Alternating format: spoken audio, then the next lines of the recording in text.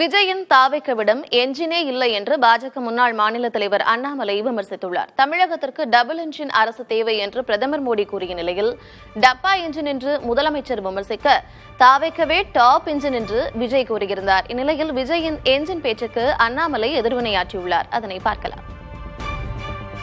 இந்த டப்பா இன்ஜின்,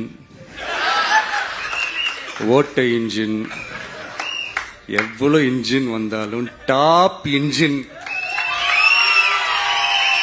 நம்ம டிவிக்கே தான்ன்றது மக்கள் ஆல்ரெடி முடிவு பண்ணிட்டாங்க. அதனால நம்மளுடைய தோழர்கள் அதை மனசுல நல்லா ஏத்திக்கிட்டு இன்னும் ஷார்ப்பா ஒர்க் பண்ணுங்க. விஜய் அவர்கிட்ட இன்ஜின் இருக்கான்னு எனக்கு தெரியலையே. அட்லீஸ்ட் எங்க கிட்ட இன்ஜின் இருக்கு, டபுள் இன்ஜின் இருக்கு. விஜய் அவங்க இன்ஜினையே நம்ம பார்க்கலையே. அது இன்ஜின் இருக்கா, இல்ல கார்பரேட்டர் இருக்கா, அந்த இன்ஜினை ஸ்டார்ட் பண்ற ஆள் இருக்கா, அந்த இன்ஜின் ஒரு சேசியில மாட்டுவாங்களான்னு.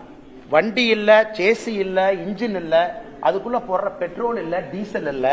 ஆனா இன்னைக்கு விஜய் அவர்கள் தமிழ்நாட்டில் ஒரு அரசியல் கட்சி இன்ஜினை பத்தி பேசக்கூடாதுன்னா அது திரு விஜய் அவர்கள் இன்ஜினை பத்தி பேசக்கூடாது.